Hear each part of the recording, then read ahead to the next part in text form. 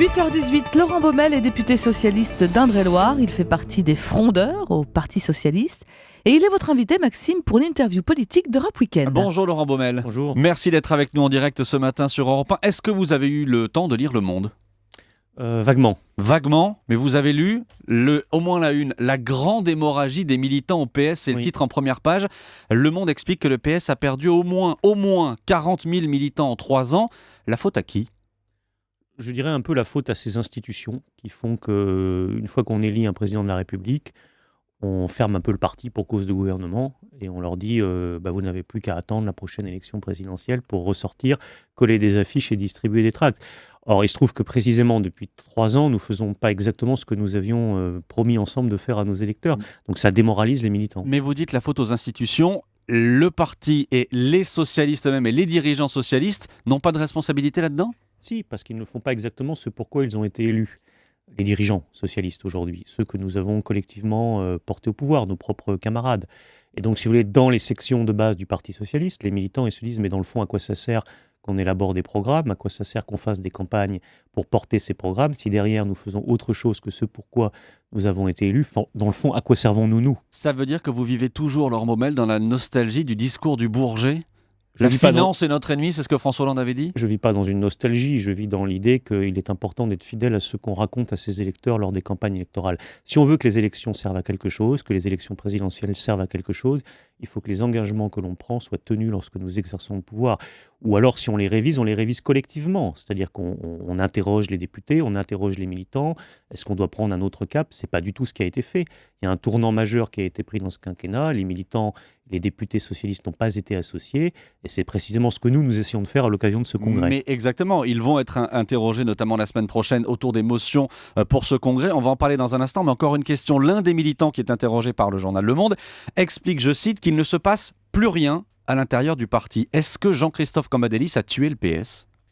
Je ne dirais pas qu'à titre personnel, Jean-Christophe Cambadélis a tué le PS, mais il y a un processus, si vous voulez, qui est récurrent, qui est que chaque fois que notre parti gouverne, d'une certaine manière, on le met en sommeil pour ne pas gêner le gouvernement. C'est une conception finalement très monarchique de nos institutions qui affectent le fonctionnement du Parti socialiste. Or, c'est une erreur parce que dans le fond, la politique que l'on mène aujourd'hui, elle nous sépare, elle nous coupe de nos électeurs. Les militants socialistes en ont parfaitement conscience. Si on les associait à la réflexion sur nos orientations, sur les inflexions à apporter à notre politique, nous pourrions retrouver la confiance de nos électeurs. Et est-ce que vous faites confiance au premier secrétaire dont je parlais pour garantir la sincérité du vote la semaine prochaine ? Du vote sur les motions. On sera vigilant, on a demandé des garanties, je ne sais pas si on les a obtenues toutes, on a encore quelques jours pour... Quelle garantie vous réclamez encore ? Il faut que le scrutin soit sincère partout, que les résultats soient correctement centralisés, en même temps, voilà, qu'il n'y ait pas de suspicion possible sur, on va dire, des rectifications manuelles des résultats. Qu'est-ce que vous craignez ? Vous craignez les mêmes tripatouillages que lors du congrès de Reims, où on se souvient de la guerre entre Martine Aubry et Ségolène Royal ? L'immense majorité des fédérations du Parti socialiste sont honnêtes, avec des votes qui se passent normalement, mais on sait que dans tel ou tel endroit... Dans le passé, on a eu des soucis, donc on sera attentif. Ça veut dire que la fraude serait une tradition au PS ? Non, ce n'est pas une tradition généralisée, mais il y a certains territoires où on ne considère pas forcément comme grave de faire voter des gens qui ne sont pas venus. Voilà, des choses comme ça ont existé. J'espère qu'elles sont derrière nous. Nous n'en avons pas la certitude absolue, donc on sera vigilant. Sur le fond, quelle est la principale différence entre la motion défendue par Jean-Christophe Cambadélis, Manuel Valls, Martine Aubry, notamment, et la motion B que vous défendez, Laurent Baumel ? Alors, il y a une petite difficulté dans ce congrès, c'est que Jean-Christophe Cambadélis ayant eu l'habileté de proposer à Martine Aubry d'inspirer son texte, on a parfois l'impression que sur la critique de la politique économique gouvernementale et la demande de changement, il y a une certaine convergence. Sauf qu'on sait déjà, si vous voulez par avance, que si la motion de Jean-Christophe Cambadélis l'emportait largement, il ne se passerait rien. Parce que le gouvernement, le Premier ministre en tête, a signé cette motion et n'a pas aujourd'hui, il le dit d'ailleurs, l'intention de changer grand-chose. Donc, si ça veut dire que Manuel Valls, militant socialiste, a signé une motion qui, pour vous, critique le gouvernement du Premier ministre Manuel Valls. Un peu, ce qui me fait dire, si vous voulez, qu'on est un peu dans la réédition pour les militants socialistes de ce qu'a été le discours du Bourget dont vous parliez, c'est-à-dire qu'on annonce quelque chose, mais on sait d'ores et déjà qu'on ne le fera pas. Je vais vous donner un exemple. Dans le texte de la direction, on dit attention, le travail du dimanche, il ne faut pas aller au-delà, etc. Cette semaine même au Sénat, avec l'accord du gouvernement, les sénateurs socialistes ont laissé la droite sénatoriale remettre en cause les quelques maigres contreparties que le gouvernement avait mis à l'extension du travail du dimanche.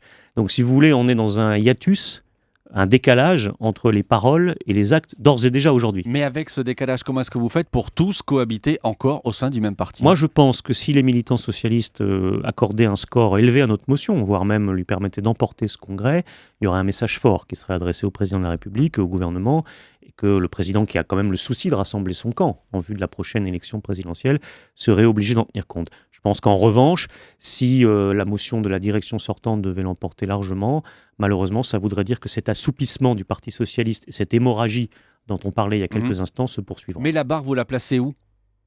En Un termes de score. résultats pour vous ? Il nous faut un score très élevé, voire une victoire qui permet de montrer qu'il y a un débat équilibré au sein Vous du croyez encore à la victoire aujourd'hui ?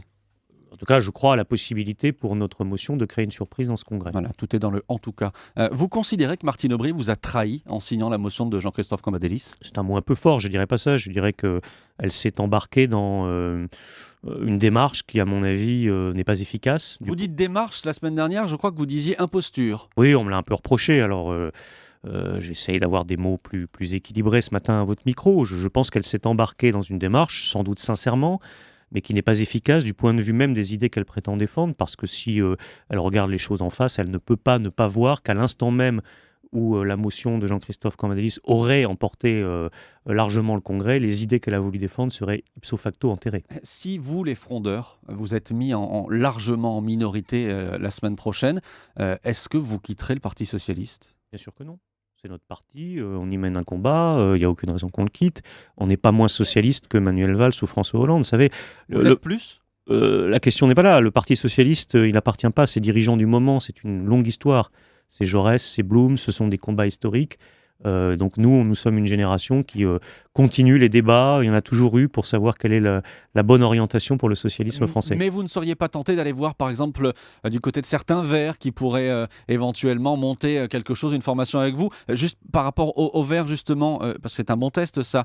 Ils pourraient déposer une proposition de loi pour que les élections législatives de 2017 se fassent à la proportionnelle. Est-ce que vous êtes prêt, vous, à les suivre ? Moi, je ne suis pas favorable à la proportionnelle à titre personnel, donc c'est pas sur ce sujet que j'irai rejoindre les Verts. Bon. Et rejoindre les Verts tout court ? Non, mais le sujet n'est pas là pour le moment. Il faut qu'on arrive à réunifier l'ensemble de la gauche à partir d'une position beaucoup plus équilibrée du Parti socialiste. C'est ça notre combat. C'est retrouver notre centre de gravité. Est-ce que vous avez posé une question hier sur Twitter à Nicolas Sarkozy ? Non. Non ? Quelle question vous pourriez lui poser ?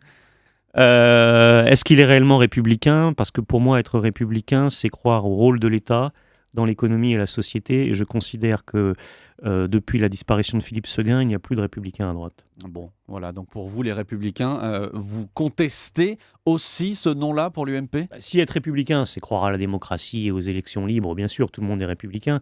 Mais dans la conception française, être républicain, c'est beaucoup plus fort que ça. C'était De Gaulle, c'était croire à l'État, c'était croire qu'on peut réguler l'économie, qu'on peut réguler les marchés. Je crois qu'on en est très loin aujourd'hui lorsqu'on regarde le discours des dirigeants de l'UMP. Merci beaucoup. Merci Laurent Baumel d'être venu en direct ce matin sur Merci. Europe 1. Vous écoutez Europe 1, il est 8h27.